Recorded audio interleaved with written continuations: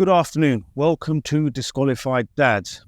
First and foremost, please like, subscribe and share all videos if you haven't already. And also, if you want to help support the channel, there's a PayPal link in the description.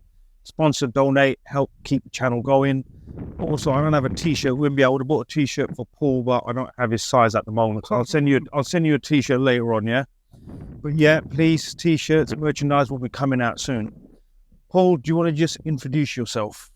Yeah, my name's Paul. I'm that CMS guy. I've created a channel on TikTok relating to everything to do with the CMS or the child maintenance system. And the reason why I've done that is because I feel that the child maintenance system treats non-resident parents very unfairly and quite discriminatory. And I believe that it's corrupt in the way that it handles arrears and also payments, and really doesn't really care much about fathers or mothers or even children. Right, just to confirm, Paul, you're on TikTok. You're that CMS guy on TikTok and Instagram. I wouldn't say that I'm that CMS guy. I think everybody that's having a case with the CMS is a CMS guy. So that could be your brother, your sister, your aunt, whoever has a case with the CMS is a CMS guy. Yes, but what I'm saying is your channel's called that CMS guy, the one with the lion and the sheep. That's right. Yeah. I like that. Your logo, I like that. That's very good. Yeah, I did quite like. I've seen quite a few of your videos. So, what made you start your channel? Just tell us a bit about why you're here in this space on social media, why you started your channel, and then we can delve into maybe your journey a little bit, and both of us will talk about obviously the corrupt family court system and CMS. But yeah, just tell us why you started your channel. So in about 2010, I went through a divorce, as lots of people do, and I didn't know anything about child support. I didn't know anything about maintenance. I didn't know anything about that, and I was immediately put on a child maintenance, the child maintenance system.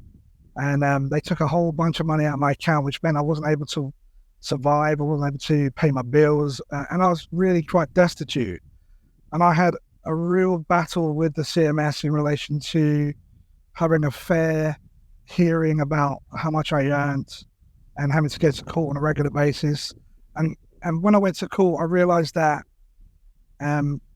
it's not a personal persecution that I'm experiencing through CMS. It's actually loads of people. Family court you're talking about? No, I'm talking about a CMS.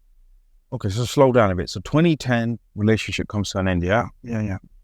Immediately, a CMS application was filed by the ex, I take it, yeah? Yeah, that's right. And then, as soon as you got that letter, or did they have a fixed amount with you, or how was it like? So they sent you a letter saying, look, Mr. Paul, we've calculated based on your salary, as they say, this is what you earn or whatever, and this is what we'll charge you. So just tell us exactly the ins and outs of it, and then what they actually took out on you.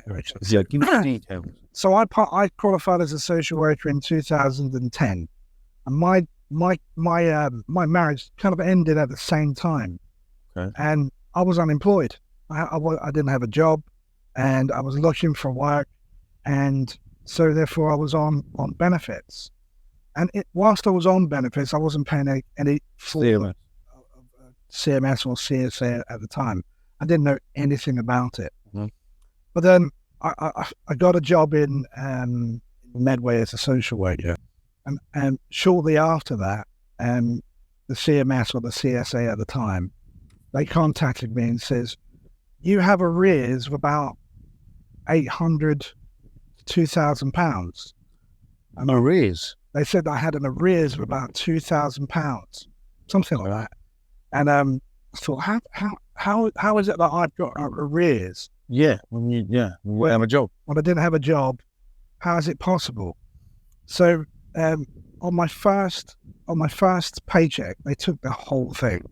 Oh my! What the whole thing? They just reached into the account and they just took the whole thing. Was that CSA or the CMS? That was the CSA in that. Right, so they were corrupt. Clearly corrupt as well, yeah. First one. They took the whole thing. They took the whole thing out of my account.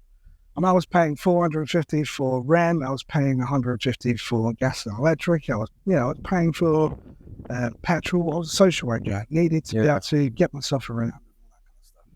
So I did what anybody would do, that they called the CSA at the time, and I said, you've taken all my money out of my account. I'm not able to pay my bills. I'm not able to do anything at all. They said, it's your responsibility to pay for your child. And I said to them, I've heard that before, that line. Yeah, someone else said the same thing. They keep running that line, especially that CSA. You should run that line. Exactly.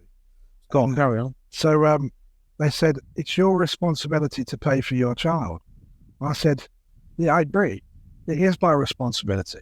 Right. But if I can't get to work, how is it I'm going to be able to pay child support in order to hold up to my responsibilities?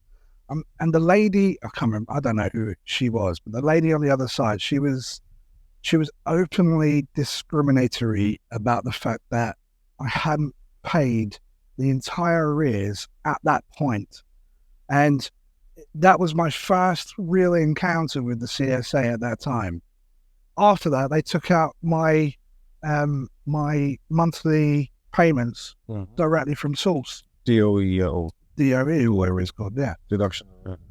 And they did that without any kind of written information or anything like that. They just reached in, they just decided that that's how they were going to deal with me. And that was CSA still, yeah? That was CSA, that's right. Right. And in actual fact, I didn't mind it in the end, because it was £200 or £250 a month. It meant that I found it very hard to get this end to meet this end. Mm-hmm. But it meant that I didn't have to deal with the CSA. Yeah, you don't have to deal with them. So they just took their whatever amount was, and then you didn't have to deal with them. And how did that then go on for? So I worked in Medway for nearly 5 years, and I was paying regular payments without any issue. Uh-huh. As far as I was concerned, the CSA didn't really have much to deal with me. I didn't have anything to do with them. I didn't have anything to do with my ex, because she was getting paid. Mm-hmm. And on that front, there wasn't really any friction, any difficulty.